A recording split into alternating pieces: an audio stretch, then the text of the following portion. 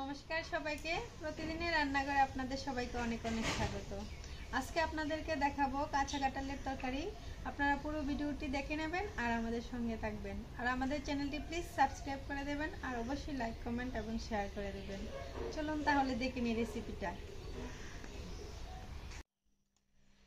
এখানে আমি কাঁচা কাঁঠালগুলো হালকা ভাপ দিয়ে নিয়েছি আর নিয়েছি চিংড়ি মাছ, কুচি কুচি করে নিয়েছি বড় চিংড়ি মাছগুলো। এখন এগুলো ভেজে নেব। কড়াই গরম হয়ে গেছে, কড়াইয়ে পরিমাণ মতো তেল দিয়ে দিচ্ছি। দিয়ে দিচ্ছি হলুদ গুঁড়ো, লবণ পরিমাণ মতো,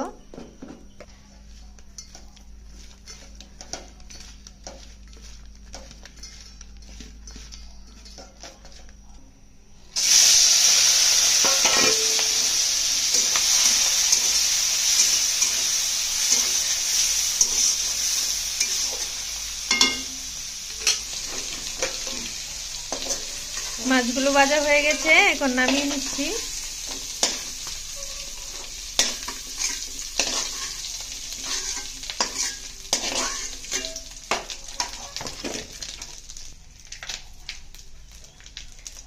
কড়াই আর একটু তেল দিয়ে দিচ্ছি।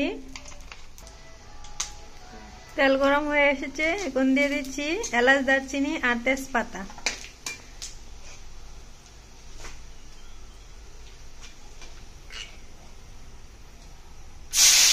দিয়ে দিচ্ছি পেঁয়াজ কুচি,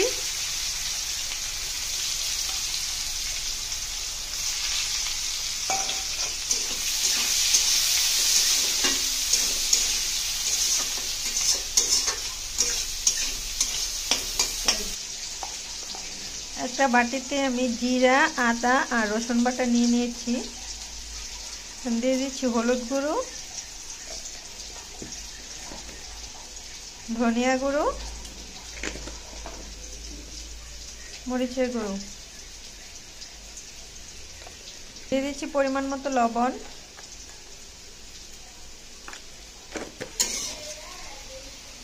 এদিকে পেঁয়াজ ভাজা হয়ে গেছে,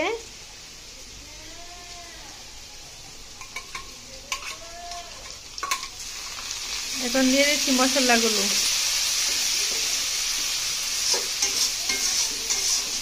মশলাগুলো ভালো করে কষিয়ে নেব। মশলা কষানো হয়ে গেছে, এখন দিয়ে দিচ্ছি ভাপে রাখা কাঁঠালগুলো, কাঁচা কাঁঠালগুলো।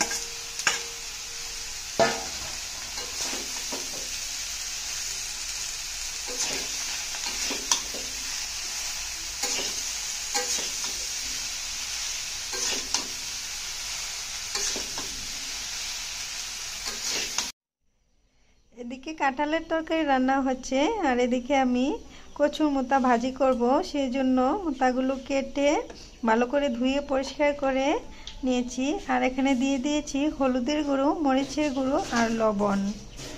এখন এগুলো একসাথে মেখে তারপরে ভাজি করা হবে।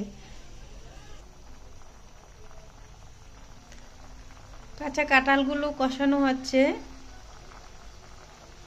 এখানে কয়েকটা আলু আমি ভেজে তারপরে দিয়ে দিয়েছি। দিয়ে দিয়েছি চিংড়ি মাছগুলো, সবগুলো দিয়ে এখন ভালো করে কষানো হবে। এখন হালকা একটু জল দিয়ে দিচ্ছি যেন ভালো করে কষানো হয়ে যায়।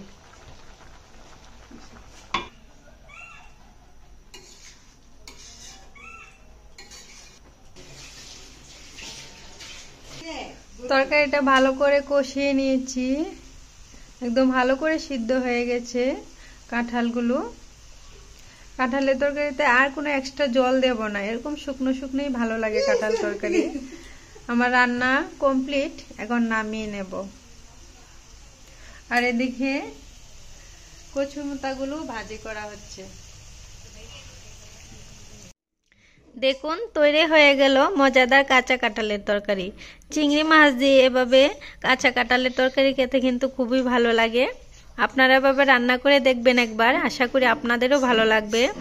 আপনাদের যদি আমাদের ভিডিওগুলো ভালো লেগে থাকে তাহলে আমাদের চ্যানেলটি প্লিজ সাবস্ক্রাইব করে দেবেন আর অবশ্যই লাইক কমেন্ট এবং শেয়ার করে দেবেন। ধন্যবাদ সবাইকে।